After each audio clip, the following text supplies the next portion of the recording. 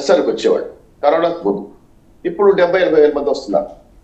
అలాగే సింహభాగం సాధారణ ఉండి అంటే ప్రతిరోజు రెగ్యులర్ గా వెళ్ళే భక్తుల ద్వారా వచ్చే 1650 కోట్లు దాన్ని 2200 కోట్లు పెంచాం టీడీపీ గవర్నమెంట్. ఇప్పుడు ఎందుకు 1610 కోట్లకి పడింది.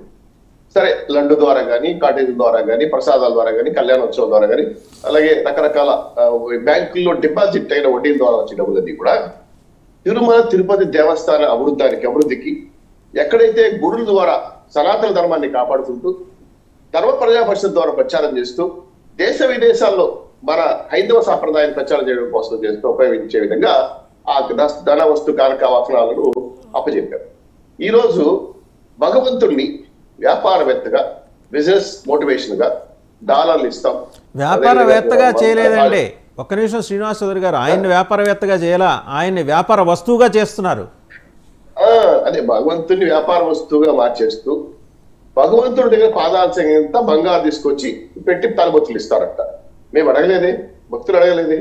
ఆయన్ని ఒక్క నిమిషం దర్శనం చేసుకుంటే చాలనుకుంటాం.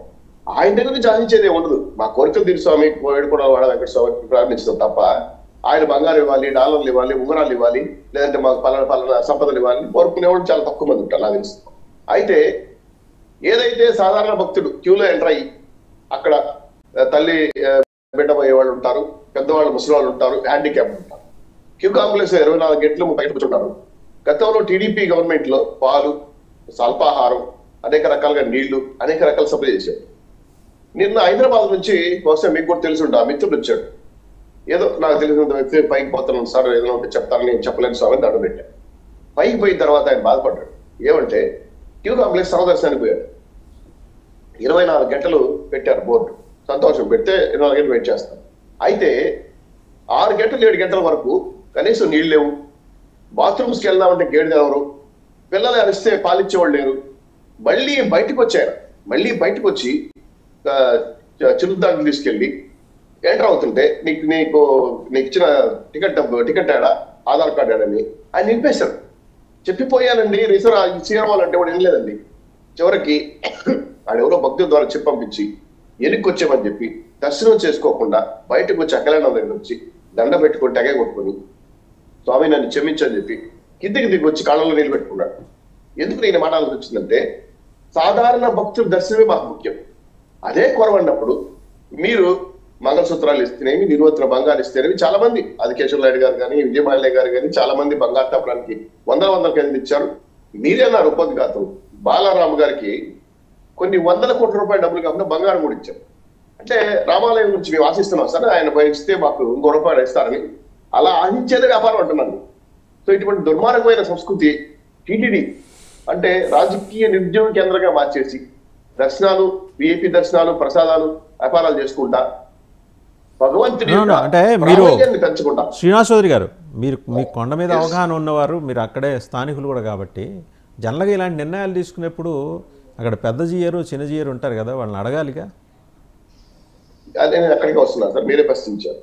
అక్కడ జీఎంఆర్లు దక్షిణమాడ స్ట్రీట్ లో ఒక ఆయన ఉంటాడు, కింద ఒక ఆయన ఉంటాడు, ఇంకొక ఆయన ఎదురుగా స్వామివారి ఇది వరకు కొట్టేసేంత అక్కడ ఉంటాడు ఒక ఆయన, అంటే పాచికలు వాడే స్వామి దగ్గర. వీళ్ళు సలహా ఇస్తారు. అలాగే క్రతువులు జరిగాయి సంవత్సరానికి ఒకసారి. దాన్ని ఎలా అంటారంటే కొన్ని 100 మంది స్వామీజీలు మఠాధిపతులు వచ్చి సంవత్సరానికి ఒకసారి వచ్చి క్రతువులు చేసేవారు. అప్పుడు సలహా మండలి వాళ్ళకి ఈ సలహా ఇచ్చాడు, ఈ విధంగా సలహా తీసుకోండి. ఆగమ వైశాఖ శాస్త్రాల ప్రకారం ఉదయం తూర్పారం నుంచి స్వామివారి పౌలించేంత వరకు ఈ శాస్త్ర నిబంధనల ప్రకారమే సేవా కార్యక్రమాలు జరగాలి, ఈ శాస్త్ర నిబంధనల ప్రకారమే ప్రసాదాలు అందజేయాలి అని చెప్పేవాడు. అలాగే ఏమన్నా చేయాలంటే బంగారు ఆభరణాలు చేయాలన్నా, లేదా స్వామివారికి ఏదైనా మార్పులు చేర్పులు చేయాలన్నా వాస్తు శాస్త్రజ్ఞులు, అలాగే అక్కడ ఉన్నటువంటి కొంతమంది పీఠాధిపతులు సంప్రదించి దేశవ్యాప్తంగా ఉన్న హిందూ హైందవ గురుకులు కూడా సంప్రదించి నిర్ణయాలు తీసుకునేవారు. ఇప్పుడు 5 ఏళ్ళుగా కర్తూలే జరుగుతాయి. 2000 మంది పైచిలుకు కర్తూలు చేశారు. 5 ఏళ్ళుగా జరగట్లేదు. తద్వారా ఏమైందంటే తిరుమల తిరుపతి దేవస్థానం కాంక్రీట్ జంగల్ అనవసరంగా గెస్ట్ హౌస్ పెట్టేశారు, రింగ్ రోడ్లు వేసేసారు, కొత్త శారదాపీఠం లాంటి మండలం మొన్న పేపర్కి వేశారు. ఇవి సత్రాల లాడ్జీలా ప్రత్యేకమైన కన్స్ట్రక్షన్ కి పర్మిషన్ ఇచ్చేశారు. వివిఐపీలకి విలాసవంత భవనాల కోసం కాంట్రాక్ట్ ఇచ్చేశారు. దీని మీద హైకోర్టులో సుప్రీంకోర్టు. శ్రీనివాస్ చౌదరి గారు, మళ్ళీ మీ దగ్గరకు వస్తాను. మనతో పాటు నవీన్ కుమార్ రెడ్డి గారు. ఒక్క నిమిషం ముగించేస్తున్నాం. తిరుమల దేవస్థానం పూర్తి స్థాయిలో వ్యాపార దృక్పథంతో పోతున్నారు కాబట్టి ఇది తీవ్రంగా ఖండించేది కాకుండా భక్తులు అవసరం అనుకుంటే నిరసన తెలియజేయడానికి కూడా మేము సిద్ధంగా ఉన్నామని హెచ్చరిస్తున్నాం. రైట్. నవీన్ కుమార్ రెడ్డి గారు రాయలసీమ పోరాట సమితి కన్వీనర్ అండ్ ఆలయాల పరిరక్షణ సమితి కూడా పర్యవేక్షిస్తున్నట్టున్నారు. నవీన్ గారు అంతేనా? మీరు ఈ ఆలయాల పరిరక్షణ సంబంధించి కూడా ఉద్యమాలు చేశారు. ఈ నిర్ణయం ఎలా చూస్తున్నారండి? ఎందుకంటే టీటీడీ మీద ఎక్కువ ఉద్యమాలు చేశారు మీరు. ఇది ఎంత క్వశ్చనబుల్ డెసిషన్ లాగా అనిపించట్లా మీకు? ఒకటి సార్, తిరుమల శ్రీవారికి కానుకలు వివిధ రూపాల్లో సమర్పిస్తూ ఉంటారు సార్. వస్తు రూపంలో, బంగారు రూపంలో, నగదు రూపంలో, ఈ విధంగా నిలువు దోపిడీ ఇస్తూ అంటారు.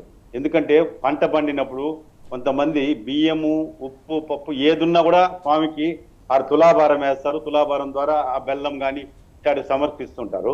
అందులో భాగంగా ఈసారి బంగారు అధికంగా వస్తూ ఉంటుంది సార్. ఎందుకంటే నిలువు దోపిడీ ఇస్తూ ఉంటారు భక్తులు ఆరోగ్యం బాగైనందుకు. అందులో మా కుటుంబం కూడా సార్, ఎప్పుడన్నా ఒక మంచి శుభకార్యం జరిగిందంటే